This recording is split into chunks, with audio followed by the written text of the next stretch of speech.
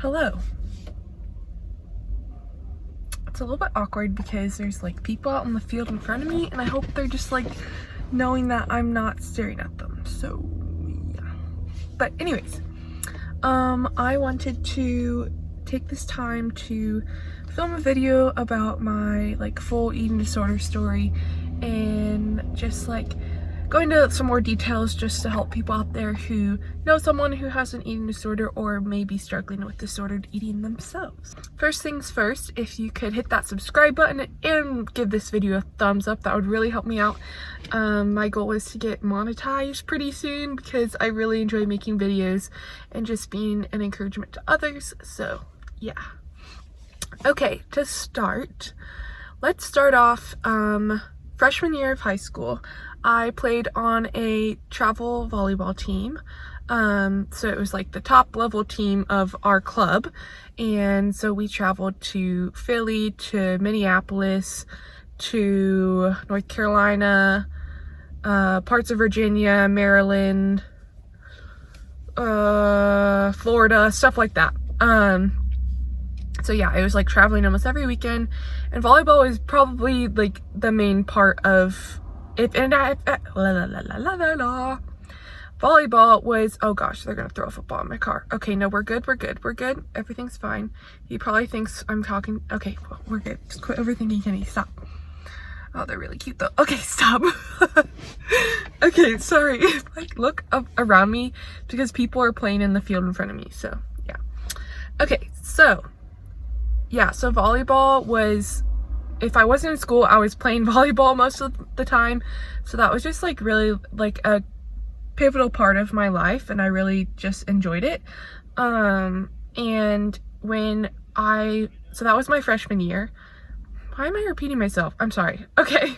So yeah, I really enjoyed volleyball. And when we were in Philly for a tournament, I was going in, it was the first day of our 3-day tournament, so I believe it was a Friday, and I went in and it was like my first play in, and I ended up breaking my finger really bad to where it was completely crooked. I had to get pinned, this whole ordeal, surgery, etc.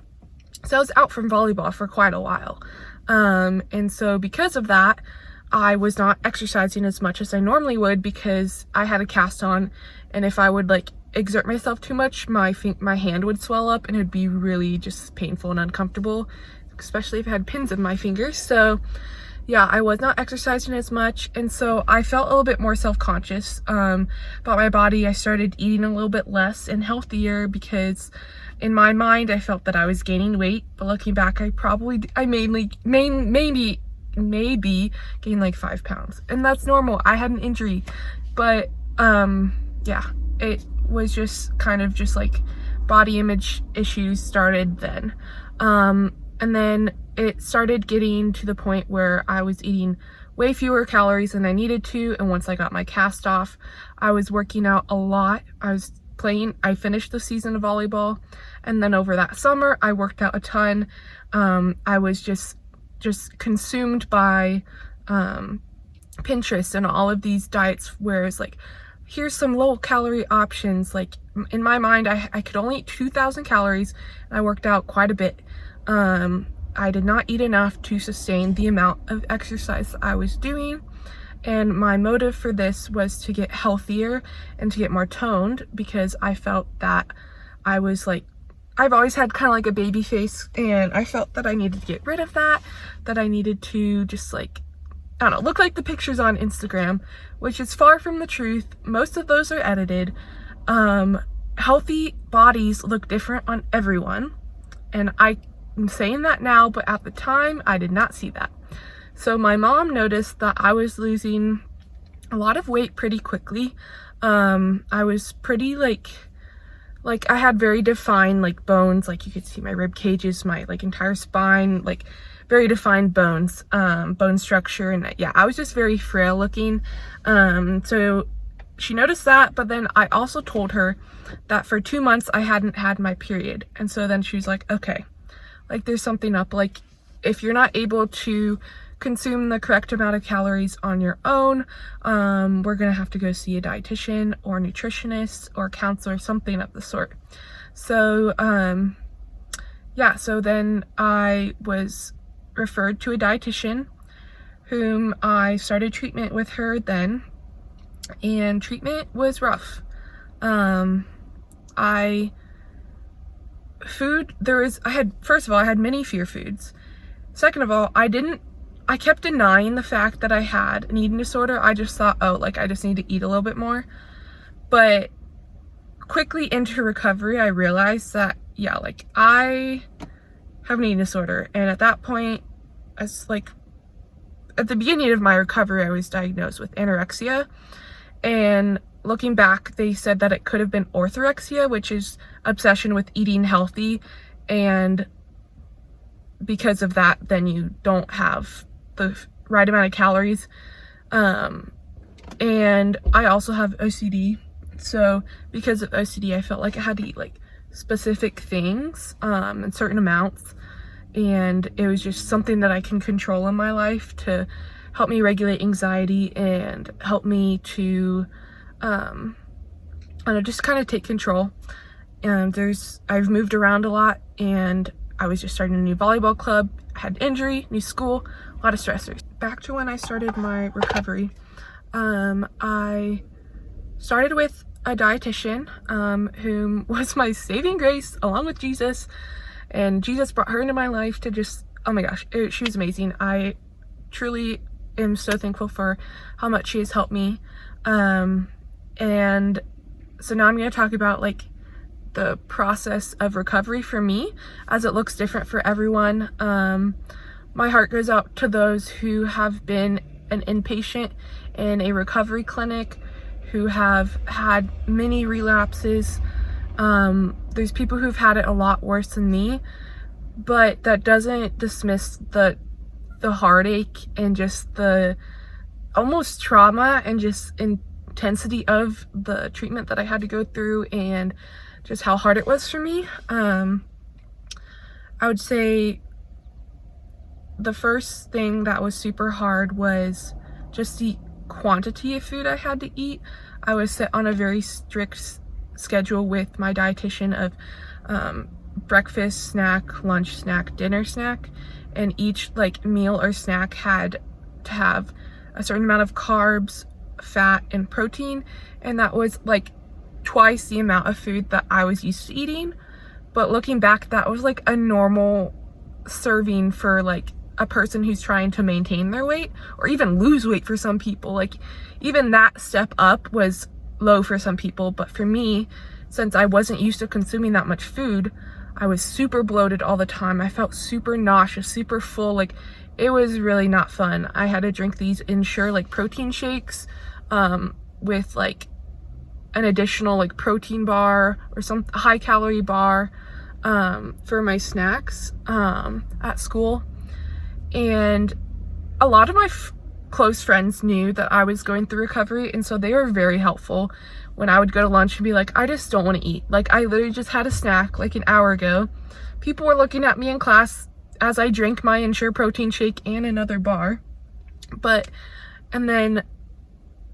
my friend always encouraged me. She was like, it's okay, just like, let's chillax for a little bit, let's enjoy lunch, just eat as much as you can. If you don't finish it, that's okay. That's some progress in itself. And so, yeah, my friends are very supportive. My mom was very supportive in all of this.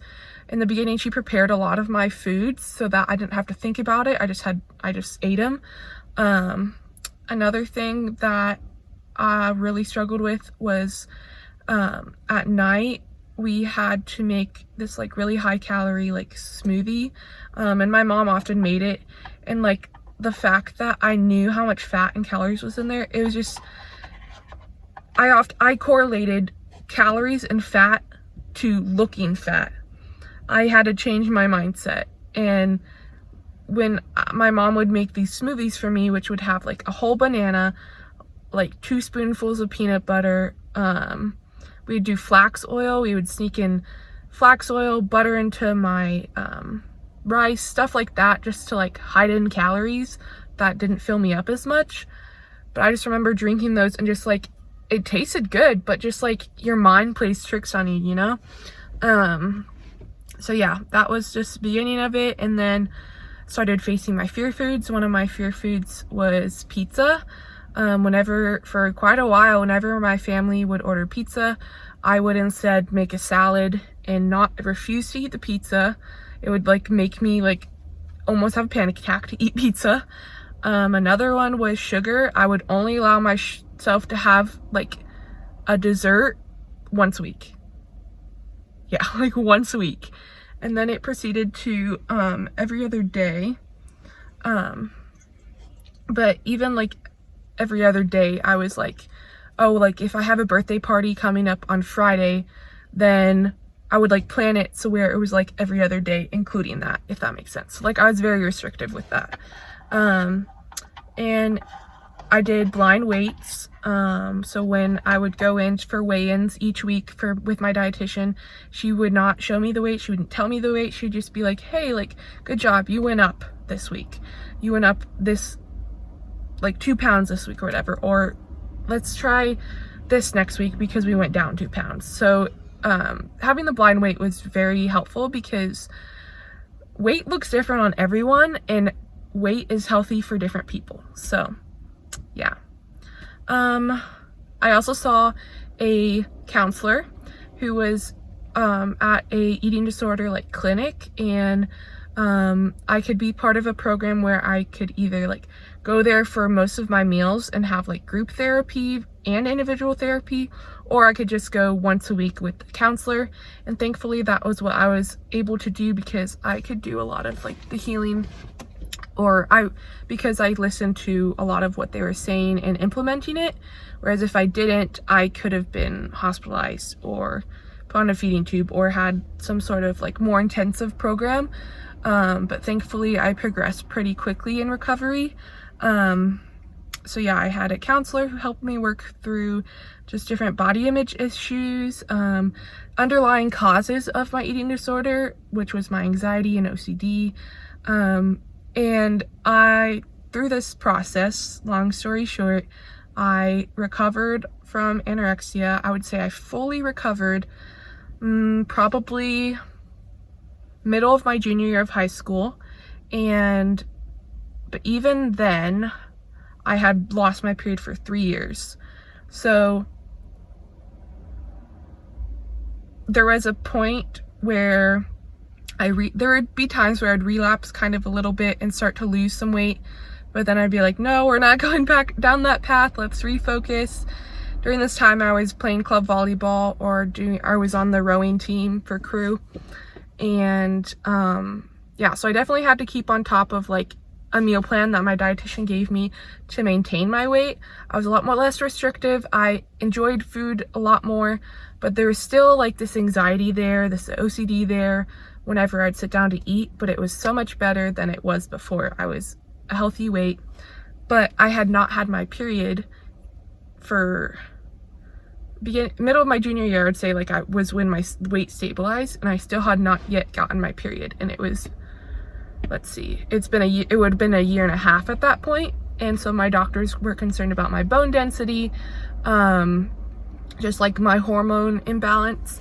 So I had a DEXA scan, which was to determine my bone density to make sure that I didn't have bone loss, because as women, estrogen is important for bone density. And then I had an MRI because after being put on different medication to promote my period, I tried like I think several different ones. Saw a hormone specialist, which is an endocrinologist, I think is the word.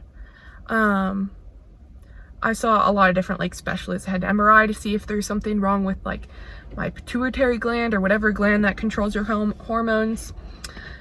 Yeah, this whole ordeal. I also saw a kidney doctor because I had kidney damage, or not kidney damage, but I had high creatinine levels, and they were trying to figure that out. Just lots and lots of doctor's appointments throughout the beginning and middle of my high school like time. So yeah, I missed quite a bit of school. I'm trying to think what else to tell about this part of my eating disorder journey, because I kind of would like to split it into 2 parts. Yeah, I'll probably make like 2 videos out of this, so it's not like 30 minutes long. That has been my anorexia journey. I entered freshman year of college at a stable weight, but still did not gain my period until the spring of my freshman year of college, which in the next video we will talk about how I developed binge eating disorder.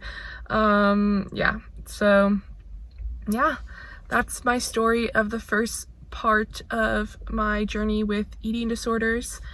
Yeah, it definitely took a lot of mental strength and energy, and just it took a lot out of me, but I would not have asked for it any other way, because I now have learned to love my body and nourish my body and accept my body and others people's body, and just love other people's body image, if that makes sense. Like, not judge them is what I'm trying to say, and not judge myself, be kind to myself. Like, I wouldn't have learned that if I had not gone through that.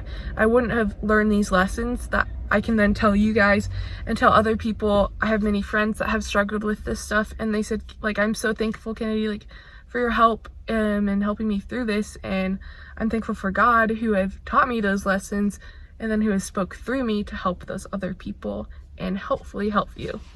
So if any of y'all are struggling, just remember that it gets better, as it did for me. Yes, it's hard, but it makes you stronger, and you got this.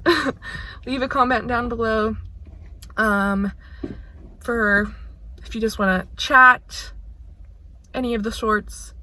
And yeah, I will see you in the next video, which will be part 2 of my eating disorder journey, and I will then talk about my binge eating disorder. So yeah, for now, I hope you have a good rest of your day or night, whatever time it is you're watching this, and love you. Bye.